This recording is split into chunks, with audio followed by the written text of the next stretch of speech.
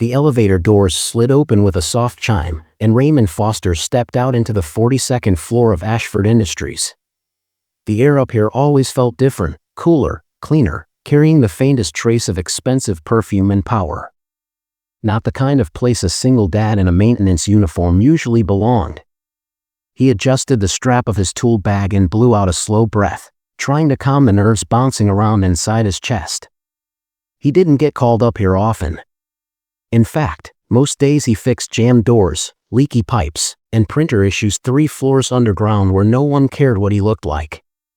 But today, the work order was marked urgent and signed with the initials nobody ignored. N.A. Nora Ashford. The CEO. The woman everyone whispered about but never approached. He stepped toward her office, his boots almost too loud for the soft carpet. The assistant at her desk looked up. She didn't smile, nobody on this floor ever did, but she gave a small nod. She's inside. Just knock once. He swallowed hard. Yes, ma'am. He tapped on the glass door. It opened almost immediately, as if she had been standing right there waiting. Nora Ashford appeared in the doorway, tall and elegant, wearing a dark-fitted suit that looked like it cost more than his entire monthly paycheck. Her hair was pulled back into a sleek twist, her face flawless and unreadable.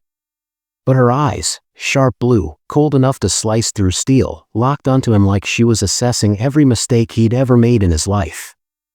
Raymond Foster, she asked, voice crisp, controlled. Yes, ma'am.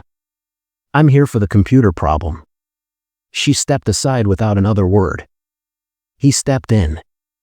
Her office felt like stepping into another world, floor-to-ceiling windows, a desk so polished it reflected the skyline, walls lined with art he'd only seen in magazines.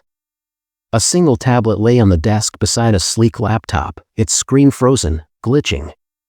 It crashed while I was working on a confidential file, she said. I need it recovered immediately. I'll do my best, he replied, clearing his throat. Your best is expected, she said simply. He nodded and sat at her desk, powering up the laptop in technician mode. The system was encrypted, way above his usual pay grade, but he focused. The last thing he wanted was to waste her time. Minutes passed quietly. Then, a small window popped open. A folder he didn't touch. A preview photo appeared. He froze. It was a child. A little girl. 5, maybe 6. Dark curls, bright smile, eyes full of sunshine. The photo wasn't staged or formal. It was warm. Personal. A world away from the cold, controlled woman standing behind him. And then he heard her voice, sharper than he'd ever heard it. What did you just open? His heart stopped. I didn't click anything. It popped up automatically. She moved fast, heels clicking against the floor as she reached his side. She saw the picture. A sound escaped her throat, something small, involuntary, painful. She slammed the laptop shut so quickly he almost jumped out of the chair. For a moment she just stood there, breathing hard, eyes fixed on the closed computer like it had betrayed her. Then she whispered, barely audible. You weren't supposed to see that. Raymond swallowed. I'm sorry. I swear I didn't mean. Do not apologize, she said sharply.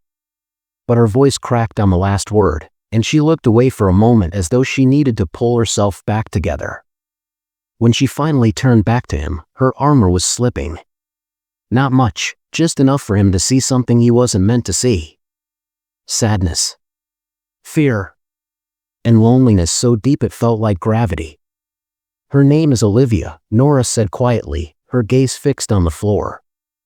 She was my daughter. Raymond felt his chest tighten. Was? Nora drew in a shaky breath. She passed away 5 years ago. The room fell silent, heavy and fragile. He didn't know what to say. Nothing felt big enough, gentle enough. I'm sorry for your loss. She nodded, pressing her lips together. Most people are. Raymond sat there, unsure if he should leave, if she wanted him gone, or if this accidental glimpse into her private world had somehow chained him to the moment. Then she looked at him. Really looked. Her voice dropped to almost a whisper. "Tell me something, Raymond."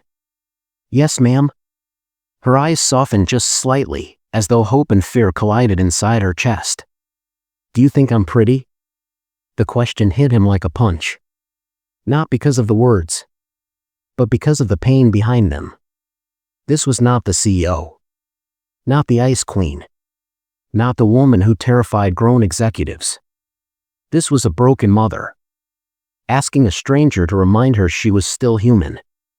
Raymond's throat tightened, and he didn't dare speak too fast. "Yes," he said softly. "You're very pretty. Anyone can see that." Nora let out a breath she didn't seem to realize she'd been holding. For a moment, something vulnerable flickered across her face, like a small crack letting light through. But it vanished instantly. She straightened her blazer, lifted her chin. "Fix the computer, Mr. Foster." Back to CEO mode. But Raymond knew what he had seen. And something in him shifted that day. This wasn't the kind of moment you walk away from unchanged. And deep inside, he sensed, this was only the beginning. Raymond returned to her computer the next day, but everything felt different now. It wasn't the machine that made him nervous. It was the memory of her standing there, mascara barely holding back tears, whispering about her daughter. And that question, "Do you think I'm pretty?" It played in his mind over and over, soft but trembling, like something fragile begging not to break. He arrived early, toolbox in hand, ready to finish the job he hadn't been able to complete after she shut the laptop so quickly. He expected her assistant to show the usual coldness, but instead she lifted her eyes as he approached and said quietly, "She's not in yet." Not in yet? That was rare. Nora was always the first to arrive and last to leave. "Do you need the computer again?" he asked. The assistant nodded toward the office. "She left a note for you on her desk. She wants it fixed before noon." He stepped inside. The office was empty and strangely warm without her presence. Light streamed across the glass desk, revealing a small folded card with his name written neatly across the front. His heart thudded. He opened it. "Please recover the file if possible. Do not worry about what you saw. I trust your discretion." Raymond exhaled slowly. She trusted him? That alone felt heavier than the toolbox in his hands. He powered up the computer again, entering recovery mode. The same hidden folder tried to open, almost like the machine remembered what she had been looking at before breaking down. But this time he quickly minimized it, not wanting to invade anything personal. Still, he couldn't unsee the photo. He wondered what Olivia had been like. Did she laugh like Chloe? Did she talk nonstop about cartoons and rainbows? Did she run to her mother after nightmares, or fall asleep on her shoulder after long days? Nora arrived 30 minutes later, walking briskly, heels tapping with confidence. But when she stepped into the office and saw Raymond sitting at her desk, she stopped. A split second passed, a moment she used to rebuild her walls. He stood quickly. "Good morning, Ms. Ashford." She nodded once, taking off her coat. "Any progress?" "Yes.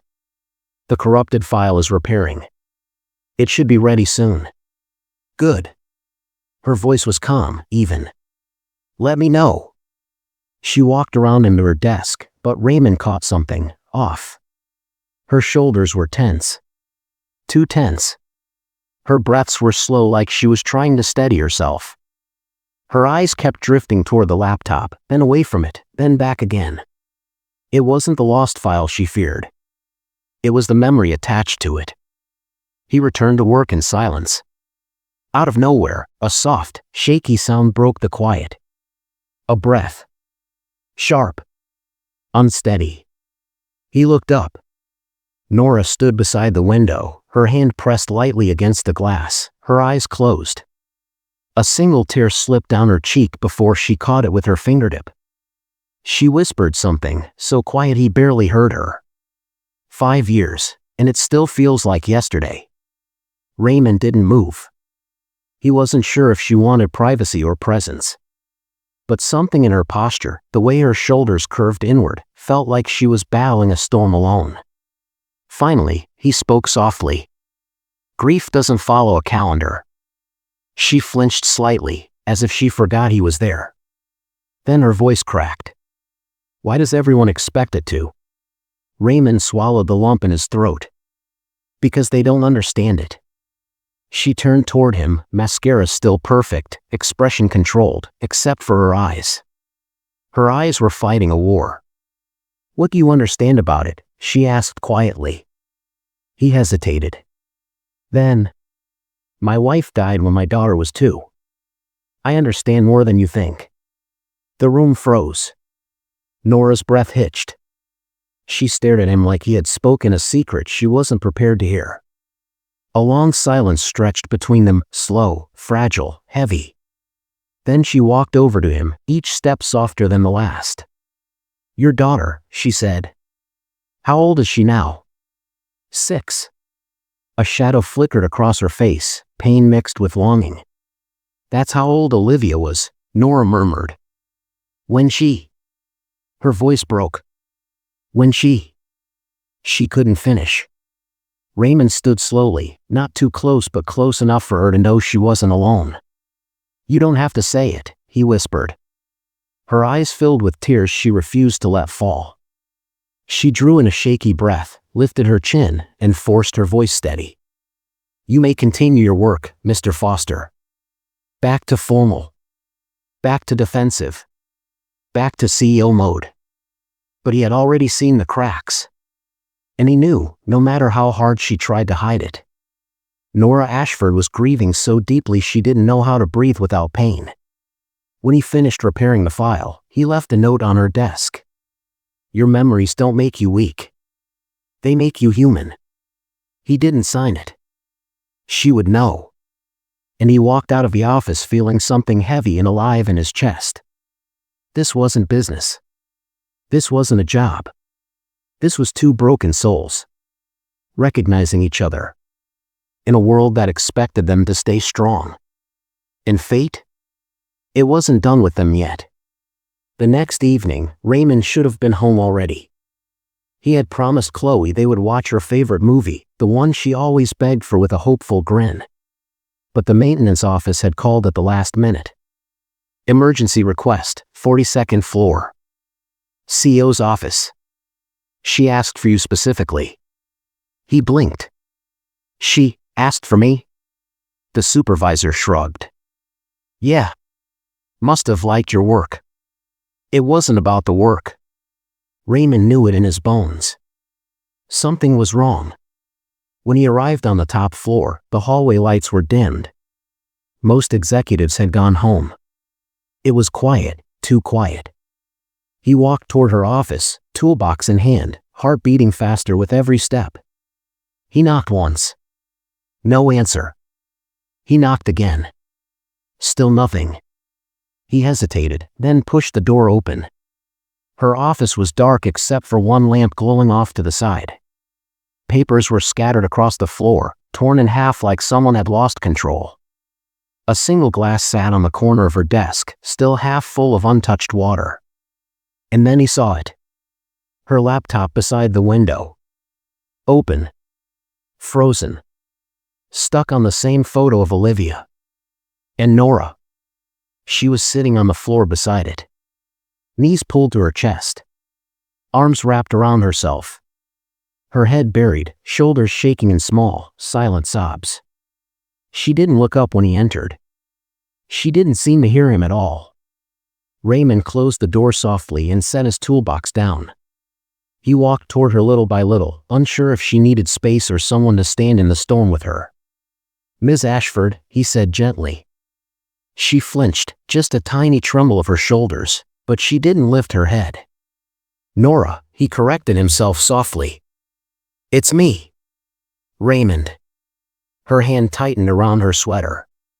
Her breath came out uneven, trembling. Finally, her voice, barely a whisper. "Please, don't look at me." He lowered himself to the floor beside her, leaving enough space for her to pull away if she wanted. "I'm not here to judge you," he said. "Just tell me what's wrong." A broken laugh escaped her, low and full of heartbreak, like she was laughing at the cruelty of her own life. "You'll think I'm pathetic." "No," he said firmly. "I won't." She lifted her head slowly. Her makeup was smeared, her eyes red, her hair falling loose around her face. The woman everyone feared looked nothing like the CEO of a billion-dollar company. She looked human. She looked hurt. She looked like a mother drowning in memories. Nora wiped at her eyes, but more tears fell. Her breath hitched as she tried to speak. "Today is her birthday." Raymond's heart twisted. "Olivia's?" She nodded, covering her mouth for a moment like the pain was too sharp to speak through. "She would have been 11 today," she whispered, voice trembling. "I tried to work like it was any other day.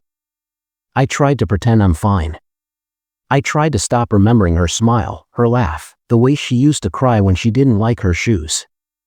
I tried so hard, Raymond." Her voice broke. "But the moment the clock hit the time she was born, I fell apart." Raymond didn't think. He just pulled her gently into his arms. She didn't resist. She melted into him like she had been holding her breath for 5 years. Her forehead pressed against his shoulder, and she sobbed quietly, raw, shaking, heart-deep sobs that carried years of silence. His own eyes burned. Chloe had cried like this the night she realized her mother wasn't coming back. He had held her the same way, tight enough to tell her she wasn't alone, gentle enough not to break her. Nora clutched his shirt, her voice muffled. "Everyone thinks I'm strong. Everyone thinks I'm cold. But the truth is, I'm barely surviving." He rested his cheek against her hair. "Strength doesn't mean you're never hurting." She let out a broken breath. "I don't even know who I am without her. Every success feels empty. Every day feels like I'm borrowing time that belongs to someone else." Her words cracked open a piece of him he thought he had buried long ago. "I know that feeling," he whispered. "I felt it for years after my wife died. Like every smile was stolen. Like every good day was wrong somehow." Nora loosened her grip just slightly, lifting her head to look at him. How did you keep going?" she asked. He inhaled slowly. "I looked at Chloe and realized the only way to honor someone you loved is to keep living. Not half living. Not surviving. Really living." A small breath escaped her lips, soft and wounded, but listening. "And you?" he asked gently. "What would Olivia want for you?" Nora's chin trembled. "She'd want me to be happy." Her breath hitched. "But I don't know how to get there." Raymond brushed a tear off her cheek with his thumb. "You don't have to know yet." Their eyes held each other, quiet, fragile, intense. Then something inside her cracked open again, softer this time.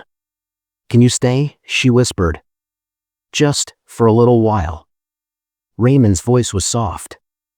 "I'm not going anywhere." She exhaled a shaky breath and leaned into him again, letting her forehead rest against his chest. The storm inside her loosened just a little, like she finally found a place where she could fall apart without being judged. A long silence settled around them, gentle, heavy, comforting. And in that quiet, something shifted. Not love. Not yet. But the beginning of something real. Two broken hearts. Finding steady ground. In the middle of a dark night. And neither of them knew that this moment would change everything that came next. The next morning, Raymond walked into work feeling strangely lighter. Last night had been heavy, yes. Painful, yes. But something changed between him and Nora. Not romance. Not attraction. Something deeper, trust. Shared grief. Human honesty. The kind of connection that couldn't be faked. Still, when he reached his floor, his supervisor waved him over with a raised eyebrow. Got another request, he said, lowering his voice. From the CEO. Raymond blinked. Another computer issue? No. She wants to see you. Personally. Raymond's heart stumbled. Personally? He smoothed his uniform and took the elevator up. The walk to her office felt longer than usual, his nerves buzzing like static electricity. When he reached her glass door, her assistant didn't even look up from her screen. You can go in. She's expecting you. Expecting him. Raymond pushed the door open slowly.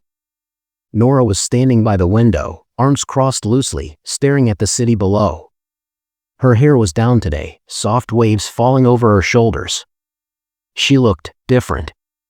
Not softer, exactly. But less guarded. Less armored.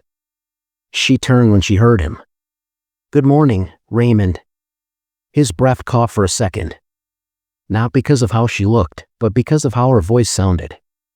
Warm. Calm. Almost gentle. Good morning, he replied. She motioned to the chair across from her desk. Please, sit. He sat, unsure where this was going. Nora took the seat across from him and folded her hands on the desk. I wanted to thank you, she said, meeting his eyes directly. For last night. Raymond swallowed. You don't have to thank me. I do. She paused, her voice quieting. Very few people have seen me like that. Even fewer stayed. He felt his chest tighten. Everyone breaks sometimes. Not me, she said with a sad smile. I wasn't allowed to. I built this company by never showing weakness. I kept going even when I felt like I couldn't breathe anymore. She looked down at the desk, tracing the edge with her finger. But last night, I don't know. Something inside me cracked open. And you didn't run. Raymond felt warmth bloom in his chest, soft, unexpected. I understand what it feels like to break, he said. You don't have to hide that from me. Her eyes lifted again, meeting his with something like relief. Or maybe gratitude. Or maybe both. Are you free tonight? She asked suddenly. Raymond blinked, stunned. Tonight? She let out a breath, almost a laugh. I'm not asking you out on a date. Relax. His shoulders eased, though his heart was still sprinting. I haven't eaten a real dinner in days, she continued. And I realized last night that talking helped more than anything I've tried in years. So, if you're comfortable, I'd appreciate the company. Raymond hesitated. Not because he didn't want to go, but because of Chloe. He wouldn't leave her alone at night. I'd like to, he said carefully. But I'd need to bring my daughter. Nora's expression didn't falter. In fact, it softened even more. I'd love to meet her, she said. 7 o'clock? Raymond nodded slowly. Okay. 7. When he returned home, Chloe ran to him with her usual burst of joy. Daddy. The goldfish didn't die this time. He laughed from the belly, scooping her up. That's the best news I've heard today. Later, while brushing her hair into soft curls, he cleared his throat. How would you like to have dinner with a friend of mine?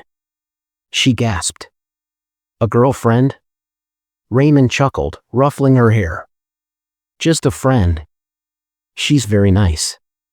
Chloe widened her eyes. Is she pretty?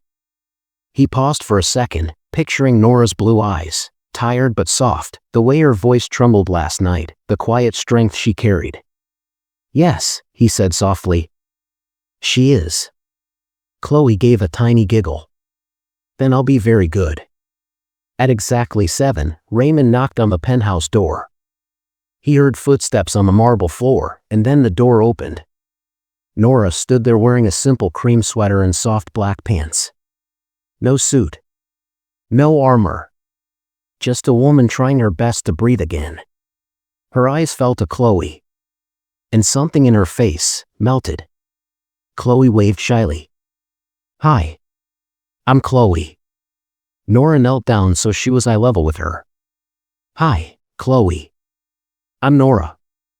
I'm very happy to meet you." Chloe looked back at her dad as if asking permission. Raymond nodded, smiling. Chloe leaned in and whispered loudly, "She's really pretty." Raymond felt heat rush to his face.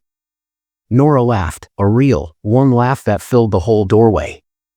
They stepped inside the penthouse, which glowed softly with warm lights. A table was set with simple dishes, not fancy, not expensive, just real food. Comfort food. Nora glanced at him over her shoulder. "I didn't know what you two liked, so I made a little of everything." Raymond's eyes widened. "You cooked?" She raised an eyebrow. "Surprised?" "Yes," he admitted honestly. She smirked. "Good." The three of them sat, and for the first time in years, Nora didn't look like a CEO. She looked like a woman slowly relearning how to be human. She listened to Chloe talk about school and drawings and the goldfish. She laughed. She shared stories, some funny, some bittersweet. At one point, Chloe leaned against her arm, relaxed and comfortable. Nora froze for half a second, then slowly, gently, rested her hand on Chloe's back. Something inside her eyes softened, something tender, aching, almost maternal. Raymond felt his chest swell with a feeling he hadn't allowed himself in years. Not love, but the beginning of trust. Connection. Healing. By the time the night ended, Chloe had fallen asleep on Nora's couch. Raymond lifted her into his arms, her small body warm and heavy. Nora walked them to the door. "Thank you," she said softly. "For tonight." "Thank you," he whispered back. Their eyes lingered on each other. Warm. Grateful. Searching. Nora lowered her voice. "You brought life into this place again." Raymond swallowed the emotion rising in his throat. "You deserve life, Nora. You really do."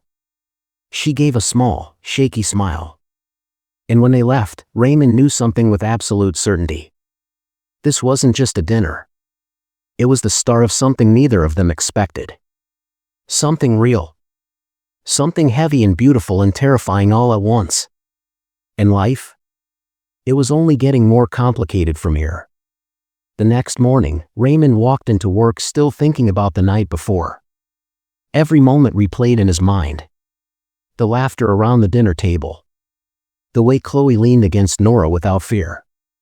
The softness in Nora's eyes when she watched Chloe fall asleep.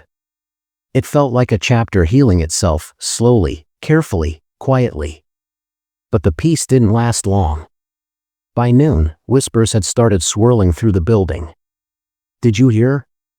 The CEO had dinner with the maintenance guy." "That can't be true." "Oh, it's true. Her assistant said so. There's no way she'd lower herself like that. Maybe she lost her mind." Raymond heard every word as he stepped into the elevator, but he tried to ignore it. He'd dealt with judgment before. It didn't matter. Except, it wasn't just about him. It was about her. When the elevator doors opened to the top floor, he stepped out just in time to hear two executives talking near the coffee machine, loud enough that they wanted to be overheard. I mean, really, the CEO dining with one of the janitors? Desperate, if you ask me. She must be lonely. Or unstable. Raymond's jaw clenched. That last word burned. Unstable. As if her grief made her less human. He was about to step in, but then her door opened. Nora walked out. Calm. Elegant. Her hair in a sleek twist, her suit immaculate. But her eyes. Her eyes gave it away. She had heard every word. The executives froze, turning stiff and robotic, pretending to be busy with anything else. Nora didn't speak. She simply walked past them, spine straight, face unreadable. But Raymond saw it. The smallest flicker in her eyes. The quiet hit of pain she tried to hide. And something in him snapped. He followed her down the hall. "Nora," he said gently. She didn't slow. "You're supposed to be fixing a server issue." I will, he said. But not before you talk to me. She halted. Slowly, she turned around. Her expression was neutral, almost blank, her CEO mask pulled tight. There's nothing to talk about. Yeah, he said softly. There is. A small breath escaped her lips, and she rubbed the side of her hand against her temple. This company gossips like it's oxygen, she said quietly. It's fine. They'll find something else tomorrow. It bothers you, he said. She looked away. It shouldn't. But it does. Her throat tensed. Her voice lowered. They think I'm weak, Raymond. They think grief broke me. They think any man I talk to means I'm losing control. He took a step closer. Close enough to lower his voice. Close enough for her to hear sincerity, not pity. Let them think whatever they want, he said. You don't owe anyone strength 24 hours a day. Her eyes lifted to meet his. And her voice trembled. I don't want you to get hurt because of me. He blinked. Hurt how?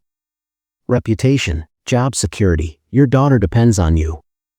She swallowed. I can handle being talked about. But I won't let you pay the price for simply being kind to me. Warmth spread through him, gentle and protective all at once. You didn't ask for kindness, he said. You deserved it. Her breath hitched, barely, but he caught it. Before she could respond, the elevator dinged behind them. The executives walked by pretending not to stare. One of them whispered under his breath. I can't believe she's still talking to him. That was it. Raymond didn't raise his voice, didn't snap, didn't break his calm. He simply turned his head toward them and spoke clearly. You know what's funny, he said. You spend all day judging someone you don't understand. The men froze. Raymond continued, voice steady but sharp as steel. She's the strongest person in this building. And the most human. And if you have a problem with that, it says more about you than her. The hallway went silent. The executives stared, shocked. No one ever defended her like that. No one ever dared. Nora stared at him too. Not with shock. Not with confusion. With something soft and trembling. A warmth she hadn't expected. A warmth she hadn't thought she deserved. He turned back to her. May I walk you to your office? He asked gently. For a moment she didn't breathe. Then she nodded. Yes, you may. They walked side by side, not close, not touching, but perfectly in sync. Her steps slowed, matching his. And when they entered her office, she closed the door quietly behind them. Why did you defend me like that? She asked in a low voice. He shrugged lightly. Because you needed someone to. Her lips parted slightly, her voice barely above a whisper. No one has defended me in years. His heart tightened. Well, he said softly, you're not alone anymore. Nora exhaled shakily, almost like her heart had been waiting for someone to say those exact words. She walked to her desk, pressed her hand against it for balance, and whispered. Thank you. Raymond. It wasn't a polite thank you. It wasn't a casual thank you. It was a thank you soaked in emotion. In surprise. In gratitude. In longing for something she didn't know how to name yet. A thank you from a woman who had been alone far too long. And as Raymond left her office to actually fix the server issue this time, he realized something deep and terrifying and beautiful.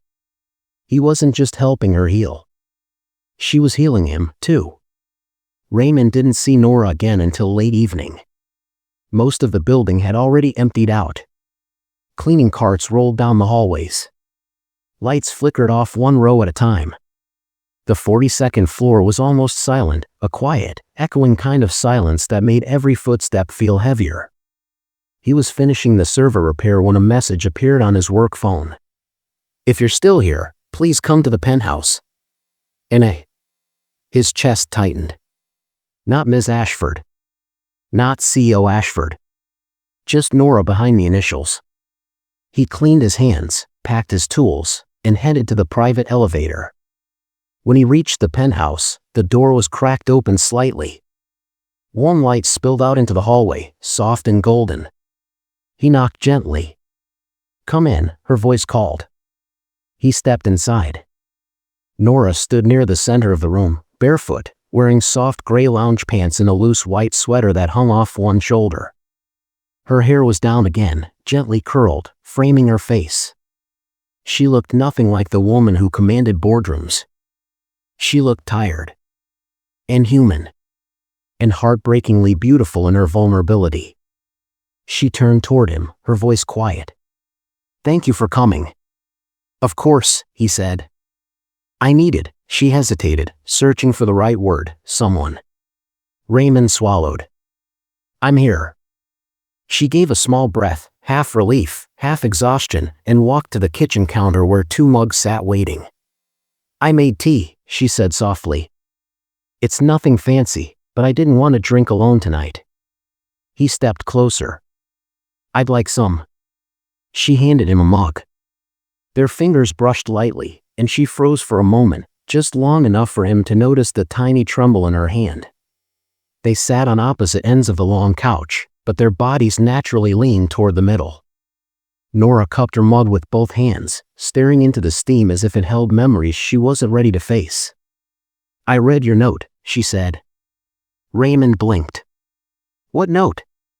"Your memories don't make you weak." Her voice lowered. "You wrote that." He shook his head gently. "I didn't sign it." "You didn't have to." A soft silence settled, warm and fragile. Nora set her mug down and leaned back, letting her head rest against the couch.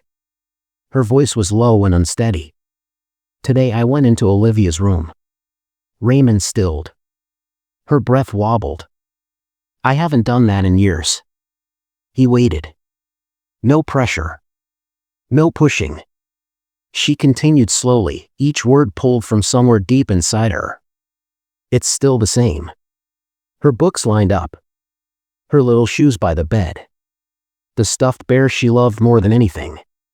Her voice cracked. "I couldn't bring myself to pack it away." Raymond's heart clenched. "I don't think you have to," he said gently. She looked at him, her blue eyes shimmering with the kind of pain that makes even strong people crumble. "I'm afraid to let go," she whispered. "But I'm also afraid of living like this forever." Raymond swallowed hard. "That's not letting go. That's learning to breathe again." Nora looked down, her hands twisting together. "I don't know how." He reached out slowly, carefully, and placed his hand over hers. Her fingers tightened around his like she had been underwater for years and finally felt air. Her voice broke in a soft, trembling breath. Why is it so easy to talk to you?" Raymond gave a sad, warm smile. "Maybe because we're both carrying the same kind of hurt." She blinked, a tear trembling at the corner of her eye. "Do you miss your wife?" "Every day," he said quietly. "But the wound isn't as sharp anymore. Time doesn't heal everything, but it softens the edges." Nora inhaled shakily. "I want that. I want to breathe without hurting." "You will," he whispered. "One day." Her lips parted, her voice barely there. "And until then?" He squeezed her hand gently. "You've got someone who's not going anywhere." That was it. That was the moment she cracked open completely, no makeup, no armor, no cold CEO facade. She shifted closer, almost on instinct, until their shoulders nearly touched. She wasn't looking for romance. She was looking for shelter. A place to fall without shattering. "Raymond," she whispered, voice trembling. "Is it wrong that I feel safe with you?" He shook his head slowly. "No. It's not wrong at all." She leaned her head against his shoulder, soft, broken, trusting in a way she had never allowed herself to trust anyone. A tiny breath escaped her lips, fragile and aching. "I forgot what it felt like to not be alone," she whispered. Raymond wrapped his arm around her gently. Not possessive, not romantic, protective. Steady. "You don't have to be alone anymore," he murmured. Her heartbeat steadied beside him. Her breath slowed. Her fingers curled lightly into his sleeve, holding on as if he was the first solid ground she'd found in years. And he understood something clearly. This wasn't a woman falling in love. This was a woman finally finding a place where her pain wasn't too heavy for someone else to hold. There, in the quiet warmth of her penthouse, two broken hearts leaned into each other. Not to fix each other, but to survive together. And neither of them realized the world outside that penthouse was already preparing to destroy what they had found. The next week felt strangely peaceful. Not perfect. Not easy. But peaceful. Nora smiled a little more. Her shoulders weren't always tight with stress. And at least once a day, she texted Raymond a simple, "Are you doing okay today?" It wasn't flirting. It was a romance. It was two wounded people checking in on each other, making sure neither one was falling too hard. But peace like that never lasts. Not in a world where power is currency. And loneliness is seen as weakness. Raymond had just finished replacing a filter in the lower mechanical room when his phone buzzed nonstop, vibrating so hard that it rattled across the metal shelf. 10 missed calls. 14 new messages. 2 from his supervisor. 1 from Nora. "Don't go online. Don't read anything. Come to the penthouse as soon as you can." His heart sank. He climbed into the elevator, chest tight, praying it wasn't as bad as it sounded. When the doors opened to the 42nd floor, every pair of eyes locked onto him. Some looked shocked. Some looked disgusted. Some looked entertained. He stepped out slowly. Whispers exploded like wildfire. "That's him. The maintenance guy in the article. He took advantage of the CEO.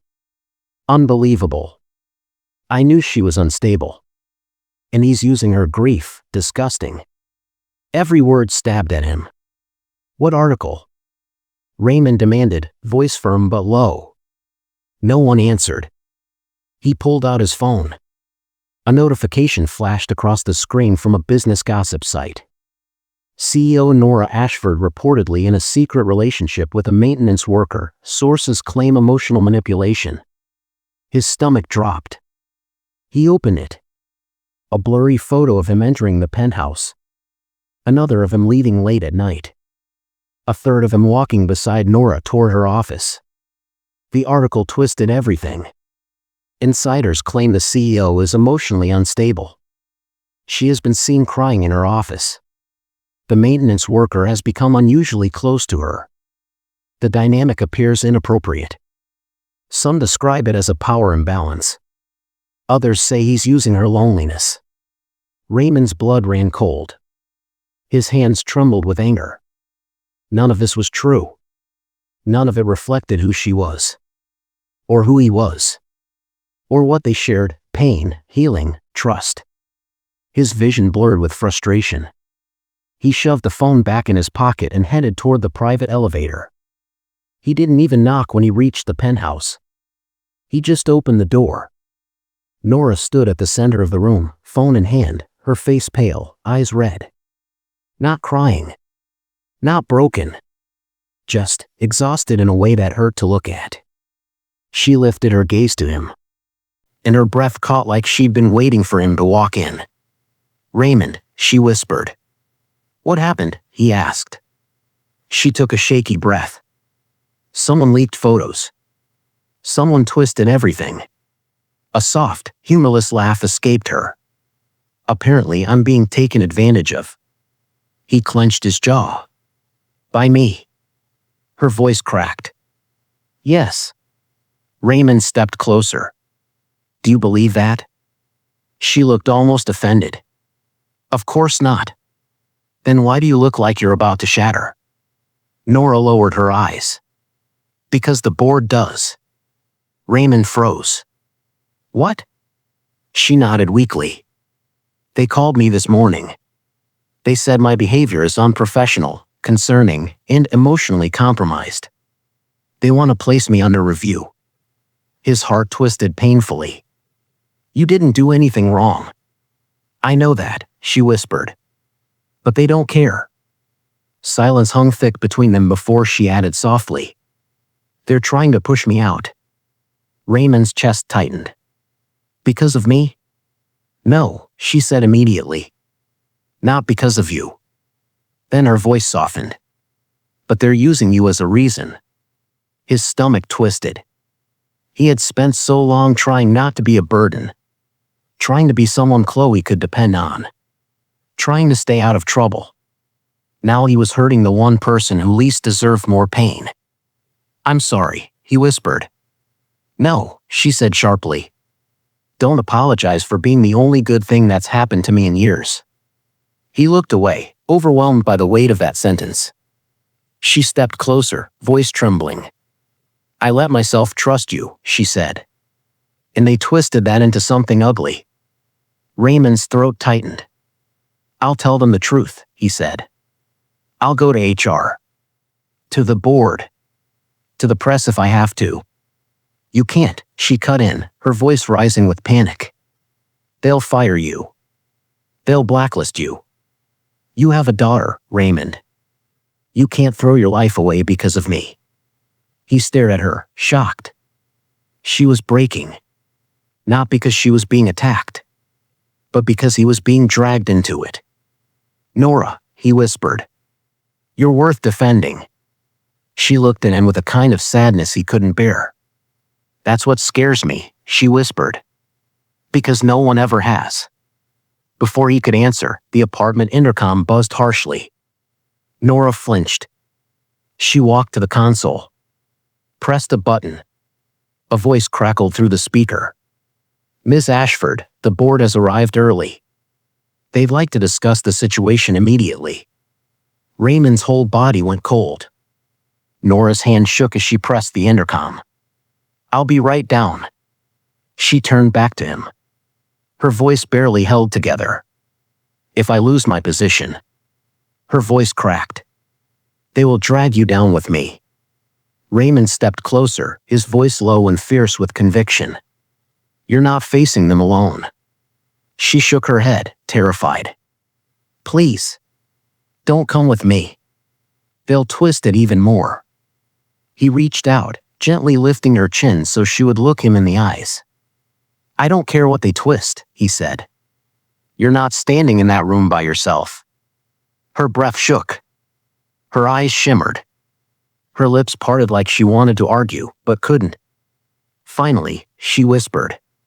Raymond, please don't leave me. His voice softened. I won't. She nodded slowly. Then whispered the words she had spent years swallowing. I'm scared. He took her hand. Squeezed it gently. I know, he said. But we're walking into this together. For the first time since their connection began, Nora didn't hide her fear. She didn't hide her pain. She didn't hide herself. She let him see everything. The strong CEO. The broken mother. The lonely woman desperate to be believed. And when they stepped into the private elevator together, both of them knew. Everything was about to change. What happened in that boardroom would either break them completely or bind them in ways neither of them saw coming. The elevator doors opened to a long hallway lined with framed awards, magazine covers, and photos of Nora standing beside world leaders and tech giants. A lifetime of achievements displayed like armor on the walls. But tonight, she walked past them like she didn't belong to any of it. Raymond stayed close behind her. Not touching, not interfering, just steady. A quiet shadow at her side. A reminder that she wasn't walking into the fire alone. At the end of the hall, the boardroom doors stood half open, voices spilling out. Sharp voices. Judgmental voices. Cold, corporate voices. Nora paused. For a moment, her breath stuttered. Her shoulders tightened. Her hands trembled faintly at her sides. Raymond leaned in, voice low and gentle. You don't have to be perfect in there, he whispered. Just honest. She drew in a slow breath and walked in. The boardroom fell silent the moment she entered. 12 members sat around the long table, their faces stiff and unreadable. Phones out. Papers stacked. A glossy printed copy of the gossip article lying right in the middle, like a poisoned centerpiece. At the head of the table sat Victor Hartman, the oldest board member and the one who had always hated Nora's leadership. He folded his hands over his chest. "Ms. Ashford," he said. "We were starting to believe you weren't coming." Nora's voice was even and composed. "I'm here." Victor's gaze flicked to Raymond standing behind her. "And you brought him." "He's not a problem," she said calmly. Victor lifted the gossip article. "He is the problem, Ms. Ashford." Raymond felt his jaw tighten. Victor continued, voice dripping with fake sympathy. "We've seen the photos. You've been emotionally vulnerable. Crying at work. Inviting employees to your home. Behaving in ways a CEO cannot." Another board member added, "Your relationship with this maintenance employee raises concerns of instability and unprofessional conduct." Raymond started to speak, but Nora raised her hand gently, asking him without words to let her handle this. Her voice was quiet but steady. "What relationship, exactly?" Victor smirked. "Must we spell it out? The entire city is talking about you." "And none of them are telling the truth," she replied. "It doesn't matter," Victor snapped. "What matters is credibility. Public image. Stability. And right now? You have none." Another member cleared her throat. "We believe you should take a leave of absence." Raymond felt his chest cave in. A leave of absence. This wasn't a suggestion. It was the first step in removing her completely. Nora stood still, her fists tightening at her sides. Her voice dropped lower. "And if I refuse?" Victor leaned back in his chair, satisfaction dripping from every word. "Then we'll vote to remove you permanently." The room fell silent. Nora's breathing trembled just slightly, so slight that no one else noticed. Except Raymond. He stepped forward. "I'd like to speak." Victor scoffed. "You don't have the authority to speak in this room." Raymond met his gaze, firm and unshaken. "Maybe not. But I have the truth." He stepped closer to the table. "I didn't manipulate her. I didn't take advantage of her. She trusted me because she has no one else. She's been grieving alone for 5 years. She deserves compassion, not punishment." Victor shook his head. "This is exactly the emotional mess we're talking about. She's letting a maintenance worker speak for her." Raymond cut him off sharply. "She didn't let me speak. I chose to." Victor rose from his chair. "You are out of line. And you," Raymond said calmly, voice steady as steel, "are blinded by ego." Gasps rippled across the room. Victor's face reddened. "You will be fired for this." Raymond didn't flinch. "If losing my job is the price for telling the truth, then so be it." He turned to Nora. "You don't owe them your suffering," he said softly. "And you don't have to let them use your grief against you."